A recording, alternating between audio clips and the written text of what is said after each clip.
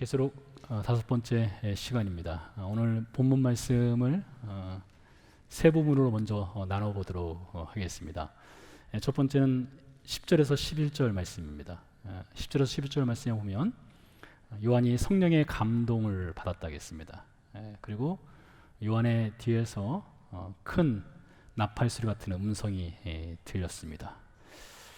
그 음성의 내용은 요한이 이제 듣고 보게 될 계시의 내용을 아시아에 있는 7교회에 전달하라는 내용이 되겠습니다. 우리가 살펴본 대로 아시아에 있는 7교회는 7이라고 하는 교회를 특정해서 말하는 것이 아니라 그 당시에 있는 모든 교회 신자들, 그리고 우리 시대의 모든 신자들을 향한 말씀이라고 할 수가 있겠죠. 그런 의미에서 이 계시록은 시대를 불문하고 모든 신자들에게 주는 하나님의 말씀이라고 할 수가 있겠습니다. 12절부터 16절 사이에서는 요한이 본 하나님의 예수님의 형상에 관한 묘사가 되겠습니다. 요한이 본 예수님의 형상은 머리와 털이, 즉 머릿결이 하얗습니다. 그리고 발에 끌리는 옷을 입었고요, 가슴에는 금띠를 두르고 있습니다. 눈은 불꽃 같고요, 입에서는 좌우의 날선 검이 나옵니다. 얼굴은 해처럼 빛이 납니다. 여기까지만 보면은 애니메이션에 등장하는 그 무엇인가처럼 생각될 정도로 잘 이해가 되지 않을 수도 있습니다. 상상력을 상당히 동원을 해봐야 할 필요성도 있겠다 싶습니다. 요한이 묘사한 예수님의 이 형상은 이 구약 성경을 통해서 왜 이런 모습을 묘사했는가를 좀 알 수가 있을 것 같아요. 구약 성경에 보면 하나님이 사람 앞에 등장하실 때에 하나님은 보이지 않는 분이시지 않습니까? 보이지 않는 하나님이 육신의 눈을 갖고 있는 사람에게 등장하실 때에 하나님이 나 여기 있다라는 것을 알려주기 위해서 구름이라든가 번개, 천둥, 우레, 큰 목소리, 이런 것을 통해서 하나님의 나타나심을 알려주는 경우가 있습니다. 예를 들면 출애굽기 19장에 보면 하나님께서 모세와 이스라엘 백성들에게 나타나셨을 때에 구름 속에서, 그리고 번개와 우레 속에서, 큰 소리 속에서 하나님의 나타나심을 알려주십니다. 열왕기상 19장에 보면 엘리야가 호렙산에 가서 하나님을 만나게 되죠. 그때도 마찬가지입니다. 하나님께서 번개와 우레와 큰 소리 가운데서, 지진 속에서 하나님께서 엘리야에게 나타나시는 것을 볼 수가 있습니다. 그렇게 하나님께서 사람에게 혹은 이스라엘 백성에게 나타나시는 이유는 하나님의 존귀와 하나님의 거룩과 위엄과 권능을 표현하는 것입니다. 하나님의 왕대심도 표현하는 것이고요. 그런 의미에서 볼 때 예수님께서 이렇게 눈에서 불꽃이 튀고, 그리고 발에 끌리는 옷을 입고 금띠를 들이고 입에서 검이 나오고 얼굴이 해처럼 빛나고, 이런 것들은 예수님의 존귀와 거룩과 위엄, 왕대심, 통치자가 되시는 주님, 이런 모습을 볼 수 있겠다 싶습니다. 예수님이 이 땅에 성육신에서 오셨을 때와는 사뭇 다른 모습이죠. 예수님이 성육신에서 이 땅에 오셨을 때는 베들레헴에 연약한 아이로 태어나셨습니다. 짐승의 밥통에 누이셨습니다. 십자가를 지실 때 힘없이 십자가를 지셨고요, 죽임을 당하셨습니다. 그러나 천상에 계신 예수님은 전혀 그렇지 않습니다. 천상에 계신 예수님은 왕이십니다. 능력자시고 권능이 있으신 그런 분이시죠. 그런 분으로 예수님이 요한에게 오늘 나타나신 것을 볼 수가 있습니다. 세 번째는 17절에서 20절 사이의 말씀인데요, 이 말씀에 보면 예수님이 1인칭 시점으로 요한에게 메시지를 직접 전달하는 내용입니다. 두려워하지 말라겠습니다. 나는 처음이요 마지막이라고 말씀을 하셨습니다. 그리고 나는 죽었다가 살아나서 이제 세세토록 영원히 사는 자다. 사망과 음부의 열쇠를 내가 잡고 있다, 이렇게 말씀하셨고요. 지금부터 네가 보는 것을 아시아에 있는 7교회에 전달하라라는 말씀을 다시 한번 반복해서 하십니다. 자, 그러면 오늘 우리가 읽은 요한계시록 1장 10절에서 20절 이 사이에 있는 말씀이 1세기를 살아가는 신자들과 또 1세기 이후 지금까지 살아온 신자들, 또 우리 시대를 살아가는 신자들에게 어떤 의미가 있는지를 살펴보도록 하겠습니다. 먼저 이 요한계시록을 우리가 좀 더 정확하게 이해를 하기 위해서는 당시 시대적 배경을 아는 것이 매우 중요합니다. 이 컨텍스트죠. 그 당시 시대적 배경이 어떠한 상황 속에서 이 메시지가 들려졌나, 이것이 되겠습니다. 교회는 예수님이 부활하시고 승천하신 이후에 예루살렘에서 시작됐습니다. 그 시기가 대략 주후 30년에서 33년경이라고 생각이 됩니다. 그대로 이 교회가 시작되고 나서 약 30여 년이 지나는 사이에 바울을 통해서 또 예수님의 사도들을 통해서 교회의 복음 메시지가 예루살렘과 유대와 사마리아 그리고 로마 세계로 퍼져나가게 됩니다. 로마 세계로 퍼져나가는 중에 AD 60년 이후에 로마 황제인 네로에 의해서 교회가 박해 시기를 지나게 됩니다. 우리가 알고 있는 베드로 그리고 바울, 예수님의 제자들 그리고 당시의 신자들이 네로의 박해 아래에서 순교를 당했습니다. 큰 박해 시기를 한번 지나고요. 그러고 나서 약 20여 년 뒤에 주후 86년경 도미티안이라는 황제가 등극을 하게 됩니다. 이 도미티안이 로마 황제로 등극하면서 도미티안을 추종하는 추종 세력이 도미티안을 향해서 그는 우리의 Master and God이라고 불렀습니다. 그는 우리의 주이시며 우리의 신이다라고 불렀어요. 도미티안이 기분이 굉장히 좋았지 않겠습니까? 그 스스로도 그래 나는 모든 역사의 주인이고 나는 세상의 신이다라고 스스로를 그렇게 지칭하였습니다. 그러면서 일어난 일이 황제 숭배를 강요하는 일이 발생하게 됩니다. 물론 로마 역사상으로 볼 때 이 황제를 숭배한다는 것은 도미티안 이전부터 사실 조금씩 혹은 많게 있어 왔습니다. 그러나 도미티안 시대에 가서는 그것이 매우 강화가 되었습니다. 여러분들이 그 당시에 살고 있다고 생각을 해보시기 바랍니다. 1세기 말에 로마 세계에 살고 있는 그리스도인이 바로 우리라고 생각을 해보시기 바랍니다. 당장 주일날 우리가 교회에서 예배를 드리고 우리의 주는 오직 예수 그리스도시다 이렇게 우리는 고백을 할 텐데 교회 밖에 나가게 되면 황제를 숭배하라는 그런 강요가 있는 것입니다. 신전이 있는 것이죠. 황금의 형상을 한 도미티안 형상을 세워놓고 절을 하라 이렇게 강요를 하는 세상이 우리 앞에 펼쳐져 있는 것입니다. 여러분 얼마나 고민되고 얼마나 갈등되겠습니까? 그것이 단순히 말로만 그렇게 요구를 하는 것이 아니라 듣지 않았을 때는 박해, 순교로 나갈 수 있는 그런 현실이었죠. 사실 도미티안 시대뿐만 아니라 그 전에 다니엘 시대에서도 우리가 알 수 있지 않습니까? 다니엘서 3장에 보면 느부갓네살 왕이 두라 평지에 약 20피트가 되는 그런 아주 엄청난 우상을 세워놓고 절을 하라고 했습니다. 그때 다니엘의 세 친구가 절을 하지 않지 않습니까? 그 결과가 무엇입니까? 풀무불에 던져지는 결과였죠. 물론 드라마틱하게 하나님께서 그들을 구원해 주셨지만은 그런 일들이 있었죠. 그것이 1세기를 살아가는 신자들의 현실이었고요. 우리가 그 시대에 살고 있다면 우리 역시 마찬가지로 황제 숭배를 요구받았을 것이고요. 우리는 그 앞에서 삶과 죽음, 기로 앞에 서 있는 그런 상황 속에 있었다 싶습니다. 이게 도미티안 시대로서 이 박해 시기가 끝난 것이 아닙니다. 어쩌면 도미티안 시대가 기독교 역사상 가장 큰 박해의 출발점이라고 할 수가 있습니다. 그 전에 네로 황제 당시에는 맛보기에 불과한 것이고요. 이 도미티안 시대부터 해서 약 200년 동안 교회는 박해를 당했습니다. 근데 놀랍게도 교회는 이 박해 시기를 지날 때에 오히려 교회는 성장했어요. 교회는 부흥했습니다. 더 많은 사람들이 교회로 몰려 나왔어요. 심지어 그리스도인들이 죽는 그 현장에서 그것을 엔터테인먼트로 즐겼던 로마 사람들이 그 죽음의 현장을 보았던 사람들이 교회로 나와서 예수 그리스도를 자신의 구주로 영접하는 일들이 더 많아지게 되었습니다. 이 박해의 시기를 지나는 동안에요. 참 아이러니하지 않습니까?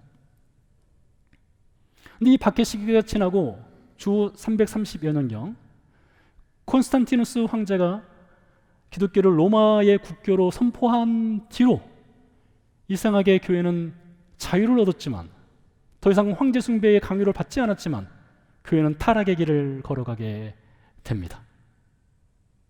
그렇게 볼 때에 지난 시간에 말씀드린 것처럼 2세기 시대 당시에 기독교 신학자인 터툴리안이 말하기를, 교회라고 하는 것은 순교자의 씨앗으로 심겨진 교회, 순교자의 씨앗이 심겨져서 교회가 성장하였다. 그 말은 적절한 표현이라고 생각을 합니다. 어쩌면 교회라고 하는 것은 고난을 통해서, 박해를 통해서, 순교를 통해서, 피 흘림을 통해서 신앙을 유지했던 사람들로 인해서 교회는 그 생명이 유지되었다라고 해도 과언이 아니다 싶습니다. 여러분, 이 성경도 마찬가지입니다. 이 성경이 가르치는 것이 무엇이겠습니까? 이 성경을 보면 창세기 1장 1절부터 시작을 해서 요한계시록 22장까지 이 성경이 기록되어 있죠. 상당히 많은 페이지 수가 아니겠습니까? 이 성경이 말하고자 하는 핵심 메시지가 무엇이겠습니까? 창세기 1장과 2장은 인간이 죄가 없을 때를 그려내고 있습니다. 에덴 동산에서 아무런 죄 없이 보시기에 좋았던 세상, 모든 것이 아름다웠던 세상이죠. 요한계시록 21장, 22장, 그때도 죄가 없는 세상입니다. 새하늘과 새 땅입니다. 눈물이 없는 것입니다. 고통이 없는 것입니다. 우리가 장차 들어갈 하나님의 나라를 그려내고 있죠. 죄가 없는 세상. 그러니 여러분, 이 성경에 수많은 페이지가 있지만은 딱 4장만이 죄가 없는 세상을 그려내고 있습니다. 그 나머지 창세기 3장부터 시작을 해서 요한계시록 20장까지는 세 글자입니다. S-I-N, sin, 인간의 죄의 문제를 다루고 있죠. 인간의 죄의 문제를 고발합니다. 그것으로 끝나지 않습니다. 이 성경은 인간의 죄의 문제를 고발하면서 그 죄의 문제를 해결할 수 있는 예수 그리스도를 소개하고 있죠. 그런 의미에서 볼 때 이 성경이라고 하는 책은 예수 그리스도의 구원의 메시지라고 말을 할 수가 있습니다. 성경의 주제가 무엇이냐? 창세기 1장부터 요한계시록 22장까지를 다 가르쳐서 주제가 무엇이냐라고 묻는다면 하나님의 통치하심과 하나님의 다스림심 속에서 죄인인 인간을 구원하는 예수 그리스도, 그것이 이 성경의 핵심 메시지라고 말씀드릴 수가 있겠다 싶습니다. 요한계시록을 기록할 당시 신자들이 겪었던 이 박해 시기, 황제를 숭배할 것이냐, 예수 그리스도께만 주라고 고백하고 그를 경배할 것이냐, 그런 갈등 속에서 신자들이 살아갈 때에 이 요한계시록 오늘 말씀이 주는 메시지는 분명합니다. 도미티아는 영원한 신이 아니고 예수님만이 영원한 신이 되신다, 하나님이 되신다, 이것을 가르쳐주고 있습니다. 그 내용이 오늘 말씀 17절에 등장을 합니다. 17절 말씀에 보니까 이렇게 말을 하고 있습니다. 나는 처음이요 마지막이다. 예수님의 말씀입니다. 나는 처음이요 마지막이다. 이 같은 표현이 요한계시록 1장 8절에도 등장하는데요. 1장 8절 말씀에 보면 하나님께서 이렇게 말씀하셨습니다. 주 하나님이 이르시되 나는 알파요 오메가라 했습니다. 알파와 오메가라. 알파 오메가라고 하는 것은 헬라어 알파벳 중에서 첫 번째가 알파이죠. 그리고 마지막 자음은 여러분들이 좋아하시는 시계 있지 않습니까? 네, 오메가 시계. 네. 네, 그 오메가죠. 영어로 한다면 A부터 Z까지죠. 처음과 마지막, 이것을 말하고 있습니다. 그럼 도대체 예수님이 그 당시 박해를 받고 있는 이 신자들에게 나는 처음이요 마지막이다 이렇게 말씀하신 것이 그 신자들에게 도대체 어떤 의미가 있을까요? 또 우리 시대를 살아가는 우리에게는 어떤 의미가 있을까요? 이 성경은요, 이 처음이라고 하는 단어, 이 처음이라는 단어가 어디에 제일 먼저 등장하느냐? 창세기 1장 1절에 처음이라는 단어가 등장을 합니다. 여러분이 잘 아시죠?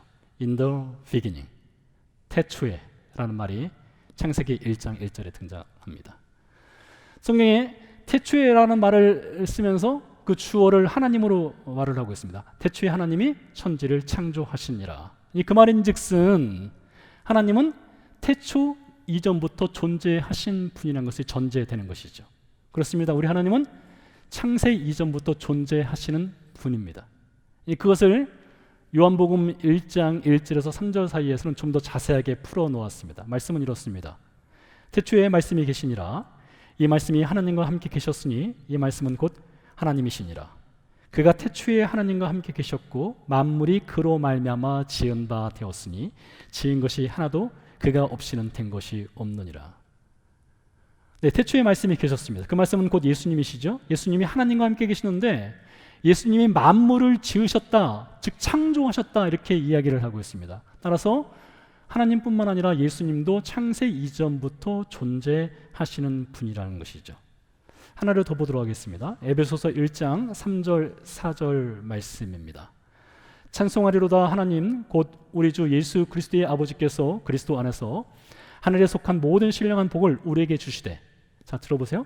창세 전에, 곧 창세 전에 그리스도 안에서 우리를 택하사 우리로 사랑 안에서 그 앞에 거룩하고 흠이 없게 하시려고. 자, 여기에서도 창세 전에 우리를 택했다라는 말씀을 통해서 예수님과 하나님이 창세 이전부터 존재하시는 분이라는 것을 가르쳐 주고 있다는 것입니다. 도대체 예수님이 창세 이전부터 존재했다는 것이 이 박해를 당하고 있는 그 신자들에게 어떤 메시지로 들려와야 했을까요? 첫 번째입니다. 1세기 말을 살아가는 신자들이 지금 박해를 당하고 있는데 그 박해를 하는 사람은 도미티안이죠. 이 도미티안은요, 주후 51년 10월 24일에 출생을 했습니다. 여러분, 출생한 날짜, 여러분 생일이 있지 않습니까? 도미티안도 생일이 있는 인생입니다. 51년 10월 24일 날 그는 태어났습니다. 그는 흙입니다. 그는 인생에 불과하다는 것입니다. 그러나 예수님은 어떤 분이십니까?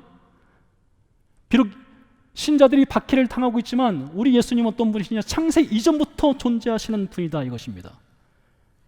도미티안의 추종자들은 도미티안을 향해서 그가 우리의 마스터이다 이렇게 주장하고 있지만 진정한 마스터는 누구이십니까? 예수님이 마스터가 되신다는 것을 창세 이전부터 계신 분, 처음이 되시는 분, 알파가 되시는 분, 그것을 가르쳐 주고 있다는 것이죠. 그러므로서 신자들에게 도미티안이 마스터가 되어서 도미티안 역사를 주관하는 것이 아니라 역사의 주관자, 역사의 통치자는 우리 예수님이시다라는 것을 나는 처음이요, 이 말씀을 통해서 가르쳐 주는 것이 되겠습니다. 두 번째입니다. 예수님이 알파, 즉 처음이 되신다는 것이 어떤 의미가 있을까요? 여러분, 세상에는 두 종류의 신앙이 있습니다. 지금까지 말씀드린 것처럼 예수님을 창세 이전부터 존재하시는 분, 예수님이 세상을 창조하신 분으로 믿는 신앙이 있고, 두 번째 신앙은 사람이라고 하는 것, 이 세상의 모든 만물은 액시던트, 우연에 의해서 만들어진 것으로 믿는 믿음 혹은 신앙이 있습니다. 우연, 이 액시던트에 의해서 세상이 만들어졌다고 믿는 신앙인들이 갖고 있는, 그들이 섬기는 신은 액시던털 가십니다. 우연이라고 하는 신이라고 할 수가 있죠. 여러분, 우연이라고 하는 이 단어를 사전을 통해서 찾아보면 그 사전적 의미가 이렇습니다. 우연은 아무런 인과관계가 없이 뜻하지 아니하게 일어난 일, 이것이 우연입니다. 그러나 여러분, 우연에는 뜻이 없어요. 의지가 없습니다. 계획이 없습니다. 목적이 없습니다. 세상이 이 우연을 통해서 세상이 만들어졌다면 인간이라고 하는 존재 역시 마찬가지로 뜻이 없고 계획이 없고 목적이 없고 의지가 없는 것이 이 인간이라고 하는 것이라고 볼 수가 있다는 것이죠. 우연의 존재, 이것이 바로 인간이다, 이걸 주장한다는 것이죠. 그러나 예수님이 나는 처음이요 이렇게 말씀하실 때는 예수님이 목적과 의지와 계획을 가지고 우리 인생을 창조했다는 것을 말을 하고 있습니다. 시편 8편 4절에서 8절 말씀입니다. 사람이 무엇이기에 주께서 그를 생각하시며 인자가 무엇이기에 주께서 그를 돌보시나이까. 그를 하나님보다 조금 못하게 하시고 영화와 존귀로 관을 씌우셨나이다.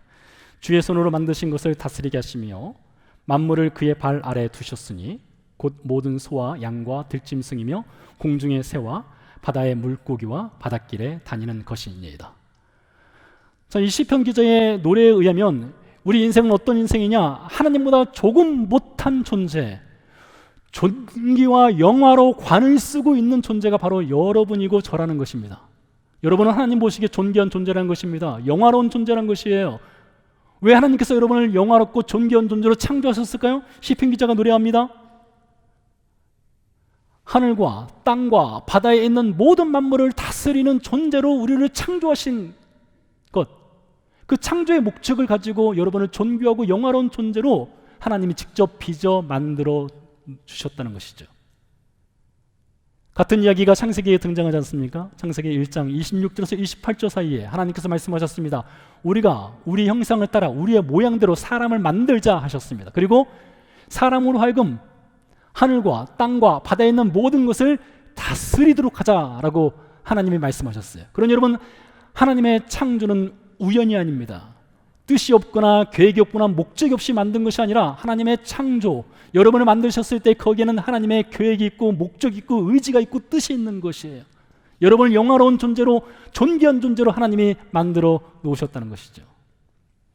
그런 여러분, 1세기 당시의 신자들이 예수께서 말씀하신 나는 처음이요 나는 알파이다 이렇게 말씀하셨을 때에 그들의 삶의 지금 현실, 그들이 지금 비록 박해를 당하고 있지만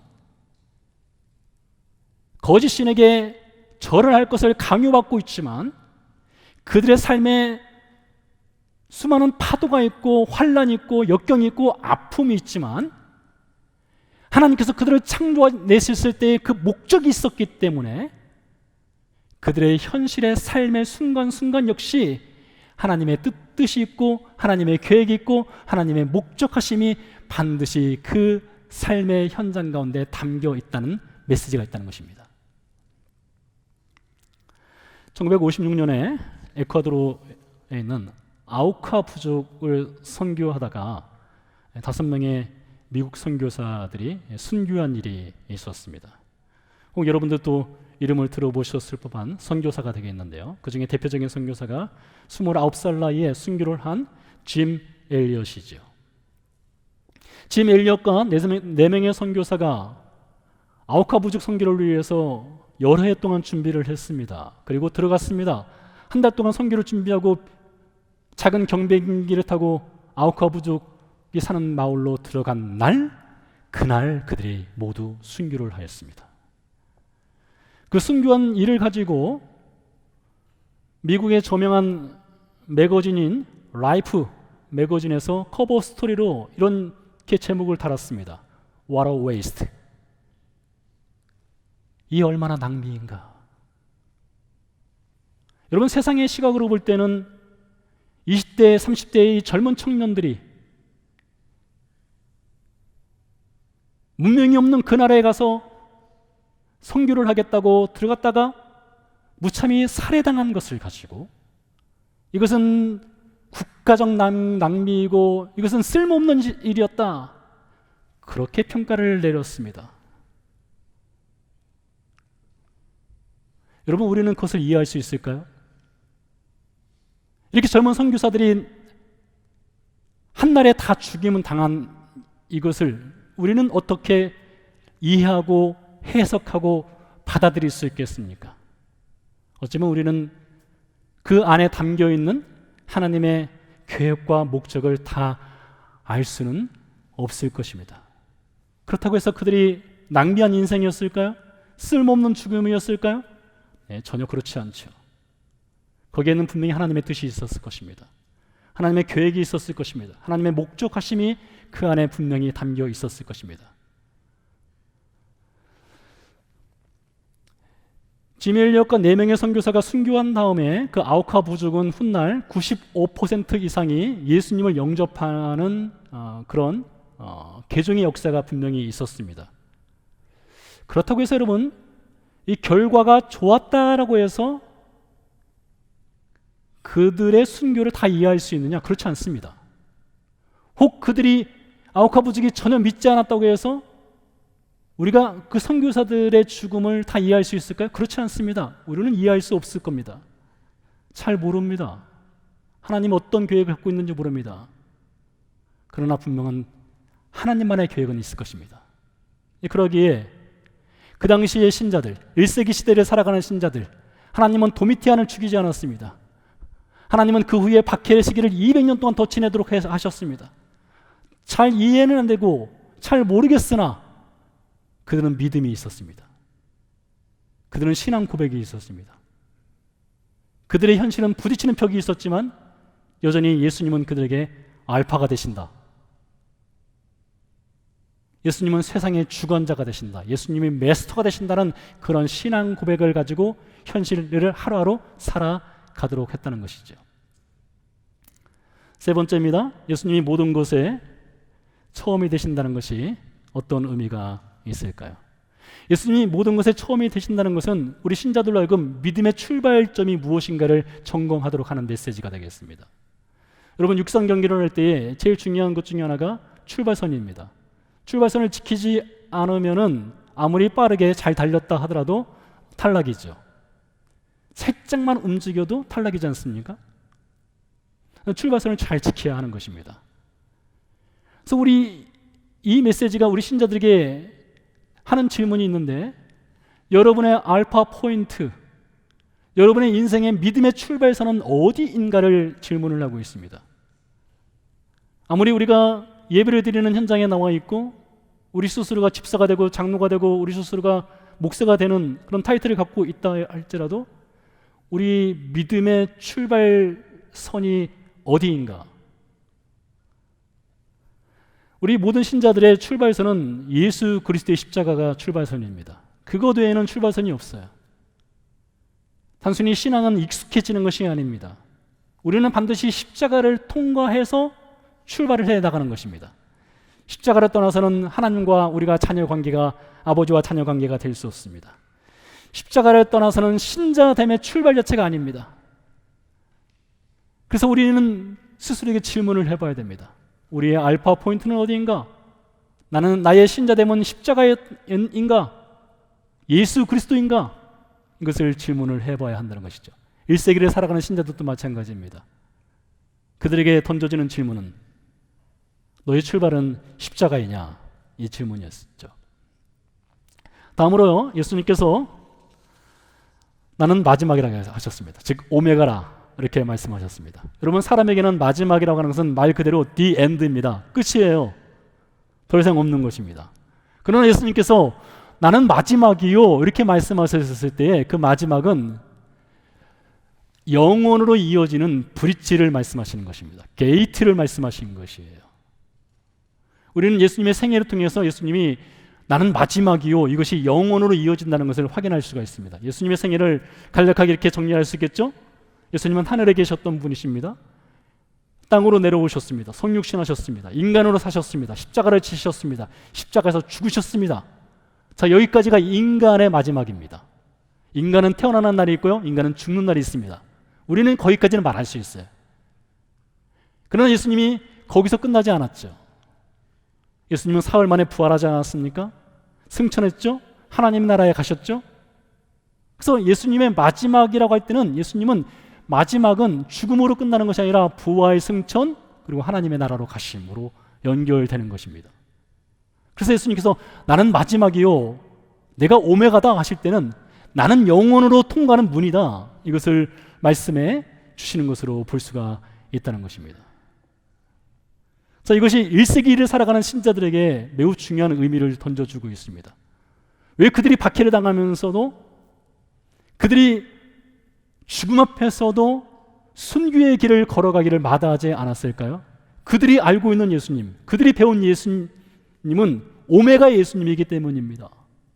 그들이 배운 예수님, 그들이 만난 예수님, 그들이 경험한 십자가의 예수님은 십자가의 죽음으로 끝나신 분이 아니라 영원으로 이어지는 예수님이시기 때문입니다. 그래서 그들에게는 영원한 소망이 있는 신자들이었던 것이죠. 그들에게 황제 숭배를 강요하는 도미테는 어떻게 되었습니까? 그는 죽었습니다.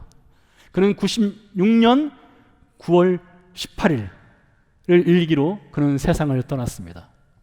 여러분, 우리도 장차 그런 날이 있지 않겠습니까? 여러분이 태어난 날이 있고 여러분 언젠가 죽는 날이 있지 않겠습니까? 도미티안도 거기가 끝이었습니다. 그러나 예수님은 거기가 끝이 아니란 것이죠. 영원으로 이어진다는 것이죠. 그러하기에 신자들은 소망을 갖고 그 박해의 시기를 견뎌낸다는 것입니다. 본문 18절에서 이렇게 말을 하고 있습니다. 예수님 말씀하시는 것이에요. 살아있는 자라 전에 죽었었노라 볼지어다 이제 세세토록 살아있어 사망과 음부의 권세를 가졌다라고 말씀하고 있습니다. 도미티아는요 사망과 음부의 권세에서 빠져나오지 못했습니다. 그 감옥에서 영원히 살았어요. 그러나 예수님은 사망과 음부의 권세에서 빠져나오시고 그 열쇠를 손에 쥐고 계신 분이란 것입니다. 그러기에 그 사망과 음부의 권세를 쥐고 계신 그 예수님을 믿는 신앙인이기 때문에 그 오마가가 되시는 예수님을 믿고 신자들은 1세기 신자들은 하루하루 살아갔다는 것이죠. 혹 여러분 가운데 알파 포인트가 없다면, 인생의 마지막이 어떻게 될지 전혀 알 수 없는 그런 인생을 살아가고 있다면 여러분 그것처럼 큰 인생의 도박은 없습니다. 그건 정말로 위험한 도박입니다.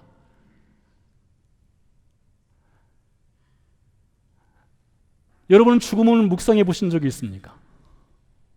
종종 묵상하십니까? 아니면 죽음은 나와는 상관없는 것이라고 생각하십니까? 아마 저를 비롯해서 많은 분들이 이 죽음에 대한 묵상을 그렇게 자주 하지는 않을 것으로 생각이 됩니다. 어떤 사람들은 천년 만년 살 것처럼 생각을 합니다. 그렇지 않습니다. 언젠간 죽습니다. 히브리서 9장 27절에 말씀하고 있죠. 사람이 죽는 것은 한번 죽는 것은 정해진 것이다 했습니다. 그 다음은 무엇입니까? 사람이 죽는 것은 정해진 것인데 그 다음은 무엇입니까? 여러분은 오메가가 되시는 그 예수님을 통해서 그 답을 갖고 계십니까? 그 답을 갖고 있는 신자로서 살아가고 계십니까? 히브리서 11장 15절 말씀. 그들이 이제는 더 나은 본향을 사모하니 곧 하늘에 있는 것이라. 여러분 우리가 히브리서 말씀을 성도의 믿음이라는 주제로 배웠지만 히브리서 11장 이전에 있는 10장에 보면 히브리서 기자가 이 편지를 쓰고 있을 당시에 성도의 상황 역시 도미티안 시대와 비슷하게 박해를 당하고 있었습니다. 그들은 집을 빼앗겼습니다. 전투를 빼앗겼습니다. 도망 다녀야 했습니다. 심지어 죽임을 당하기도 했습니다. 그러한 신자들에게 히브리서 기자가 말하기를 그들은 더 나은 본향을 사모하고 있으니 그 본향은 곧 하늘에 있는 것이라 라는 소망을 주고 있다는 것이죠. 그래서 신자의 오메가는 영원한 인생의 종착지인 하나님의 나라가 되는 것이죠. 자, 이제 우리는 알파 포인트가 되는 십자가가 있고요, 오메가 포인트가 되는 영원한 하나님의 나라가 있습니다. 그리고 우리에게는 지금 현실이 있습니다. 그 오메가 포인트까지 가는 오늘 하루를 우리는 어떻게 살아가야 될까요? 그 당시에 신자들은 어떻게 살아가야 될까요? 17절 말씀에서 예수님이 요한에게 그리고 그 당시 신자들에게 이렇게 말을 하고 있습니다. 짧게 두려워 말라. 두려워 말라. 여러분 예수님께서 요한에게 그 당시 신자들에게 두려워 말라 이렇게 말씀하신 것은 너희는 왜 이렇게 믿음이 없느냐? 너희는 왜 이렇게 걱정이 많느냐? 너희는 왜 이렇게 염려가 많느냐? 두려워하지 마라. 어떤 책망조로 말씀하신 것이 아닙니다. 오히려 정반대입니다. 여러분 그 당시에 신자들이 교회 밖을 나가서 황제 숭배의 현장으로 지나가거나 오고 갈 때에 강요받을 때에 그들은 갈등하지 않았겠습니까? 그들은 고민하지 않았겠습니까? 그들은 우리와 다른 육신입니까? 아니지요. 매를 맞으면 아픈 것이고요. 칼 앞에 설면 두려운 것입니다. 그들은 두려워했어요. 그들은 겁을 먹었습니다. 그들은 갈등했습니다. 여러분 근데 그것이 오히려 신자의 건강한 모습입니다.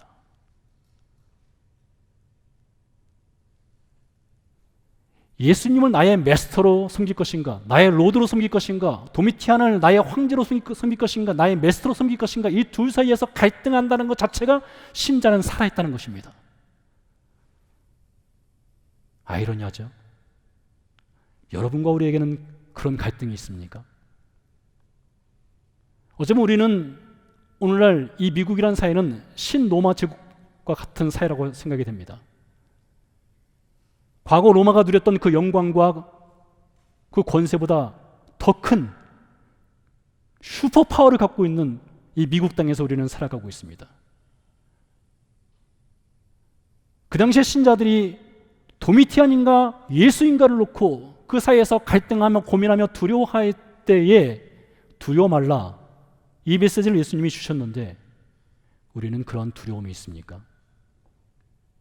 우리는 신앙으로 인한 두려움이 있습니까? 하나님이냐 도이냐 이 문제 사이에서 우리는 두려움이 있습니까? 갈등이 있습니까? 고민이 있습니까? 그렇다면 우리는 살아있는 것입니다. 무감각하다면, 두려움 자체가 없다면, 갈등 자체가 없다면 우리는 어쩌면 알파 포인트도 없고 오메가 포인트도 없는 가짜 종교인으로 살아갈 수도 있죠. 그래서 우리는 믿음의 길에 대해서 갈등도 있어야 되고 두려움도 있어야 됩니다. 고민도 있어야 됩니다. 최근에요, 제가 아는 분이 제법 큰 사이즈의 그 에코백을 샀습니다. 요즘 유행하는 가방 있지 않습니까? 그 코튼으로 된 그 가방이요. 에코백이 마음에 들었던 것 같아요. 큰 사이즈니까 넣을 것이 많았던 것 같습니다. 계속 뭘 집어넣습니다. 그러면서 들고 다니면서 무겁다 무겁다 해요.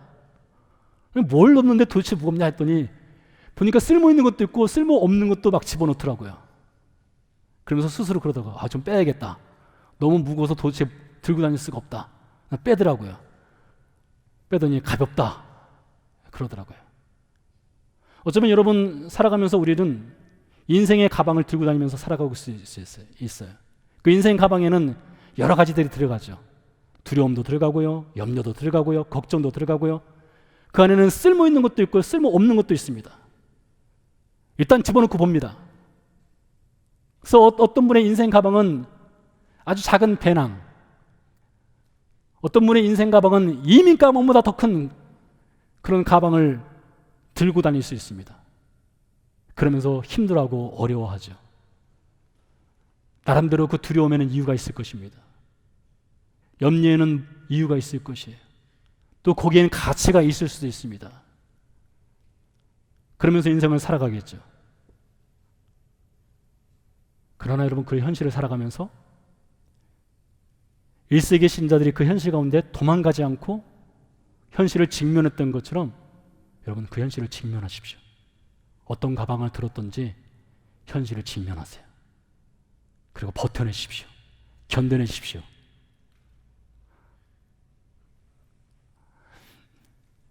그런 신자들에게 오늘 예수님께서 어쩌면 이렇게 말씀하실 수 있어요. 두려움이 있습니까? 갈등이 있습니까? 고민이 있습니까? 염려가 있습니까? 걱정이 있습니까? 예수님의 말씀입니다. 많이 힘들지? 그 오른손을 내가 얹고 이르시되 두려워하지 말라. 내가 알파가 되고 내가 오메가가 된다. 내가 처음이고 내가 마지막이다. 신자의 마지막은 길이 보인다. 우리 기도하고 찬양 드리도록 하겠습니다.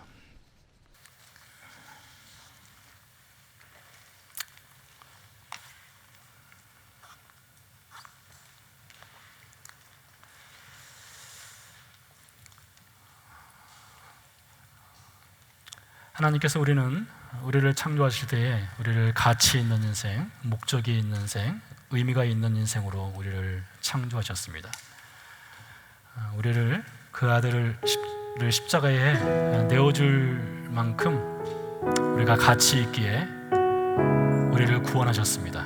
그래서 우리의 알파 포인트는 예수님의 십자가입니다. 또 우리는 오메가 포인트를 향해서 나가고 있습니다. 그 오메가 포인트로 나가는 그 현실을 살아가면서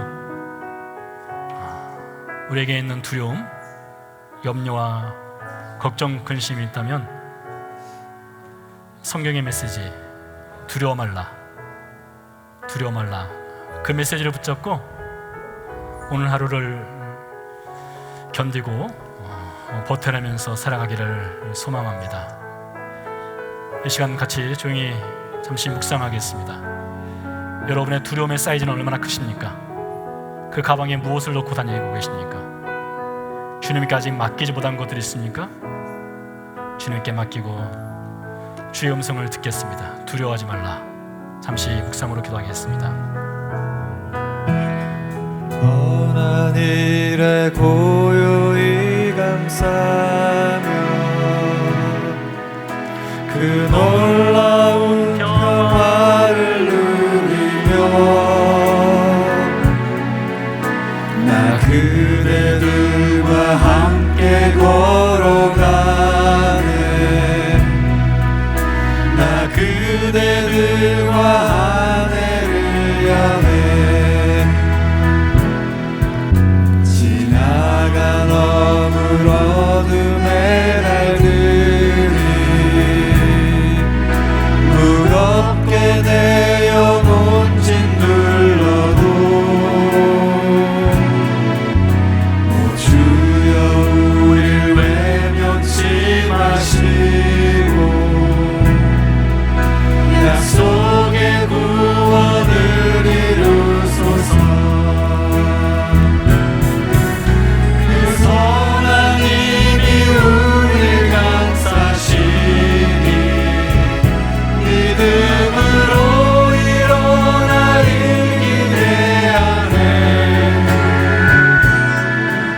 주 언제나 우리와 함께 계셔. 하루 또 하루가 늘 새로워. 주께서 밝히신 작은 촛불이 어둠을 헤치고 타오르네. 그 빛에 우리 모두 하나 되어 오늘이에 비추게 하소서. 그 선한 힘이 우릴 감싸시니 믿음으로 일어나길 기대하네. 주 언제나 우리와 함께 계셔. 하루 또 하루가 새로워. 이 고요함이 깊이 번져갈 때, 이 고요함이 깊이 번져갈 때, 저 가슴 벅찬 노래 들리네. 다시 하나가 되게 이끄소서.